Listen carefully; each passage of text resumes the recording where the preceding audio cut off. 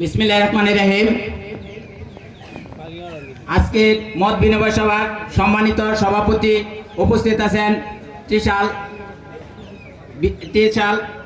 থানার সম্মানিত এমপি মহোদয় ও ত্রিশাল থানার সিনিয়র নেতৃবৃন্দ উপস্থিত আছেন। 12 নং আমিরাবাড়ি ইউনিয়নের বিভিন্ন স্তরের নেতৃবৃন্দ, অঙ্গ সংগঠন ও সহযোগী সংগঠন নেতৃবৃন্দ ও আমার প্রাণপ্রিয় মুরব্বিয়ান সকলের প্রতি রইল সালাম, আসসালামু আলাইকুম। প্রিয় উপস্থিতি, আপনারা একটা বিষয় যা অবগত আছেন, আমিরাবাড়ি ইউনিয়নের সবচেয়ে গুরুত্বপূর্ণ একটি সরকারি স্থাপনা হলো আমিরাবাড়ি ইউনিয়নের ভূমি অফিস। সেই ভূমি অফিসটি দীর্ঘদিন যাবৎ অবহেলিত ছিল। সেই অবহেলিত ভূমি অফিসটির দোতলা ভবনের ভিত্তিপ্রস্তর উপলক্ষে আজকে আমাদের এমপি মহোদয়ের আগমন।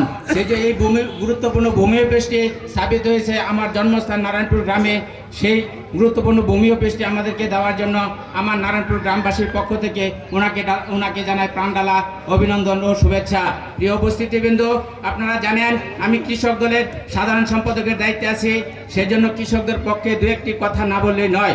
প্রিয় উপস্থিতিবৃন্দ, এমপি মহোদয়ের জ্ঞাতার্থে আমি আহ্বান করব, কৃষক অতীতে জিয়া রহমান সাহেব যেভাবে কৃষির বিপ্লব ঘটিয়েছিল, সেভাবে আমাদের প্রধানমন্ত্রী জনাব তারেক রহমান যেন সেভাবে কৃষক বিপ্লব ঘটাতে পারে, আর সাধারণ কৃষককে যেন বৈজ্ঞানিক পদ্ধতিতে সকল সুযোগ সুবিধা প্রদান করতে পারে, আর কৃষকরা যেন বাংলাদেশে সোনার ফসল ফলিয়ে খাদ্যের অভাব ঘাটতি পূরণ করতে পারে।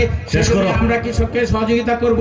ধান, বীজ, কীটনাশক দিয়ে এবং আধুনিক যন্ত্রপাতির ব্যবস্থা যেন উনি করে দিতে পারেন। এবং খরা সিজনে পানির অভাবে কৃষক ভালো ফসল ফলাতে পারে না, সেই জন্য ওনার কাছে আমি গভীর ডিপ টিউবওয়েলের প্রত্যাশা করব, যেন বিভিন্ন ওয়ার্ডে গভীর ডিপ টিউবওয়েল স্থাপন করতে পারে, কৃষকেরা সহজে পানির চাহিদা পূরণ করতে পারে। এমপি মহোদয়ের প্রতি আরও বিশেষভাবে উদাত্ত আহ্বান জানাবো, আমিরাবাড়ি ইউনিয়নে ছোটোখাটো কয়েকটি খাল রয়েছে, সেই খালগুলো যদি পুনঃখনন করে দেয় তাহলে হয়তোবা কৃষকেরা তাদের জলাবদ্ধতা থেকে রক্ষা পাবে এবং ফসলি জমির পরিমাণ বৃদ্ধি পাবে। এই বলে আমি আমার সংক্ষিপ্ত কথা শেষ করলাম।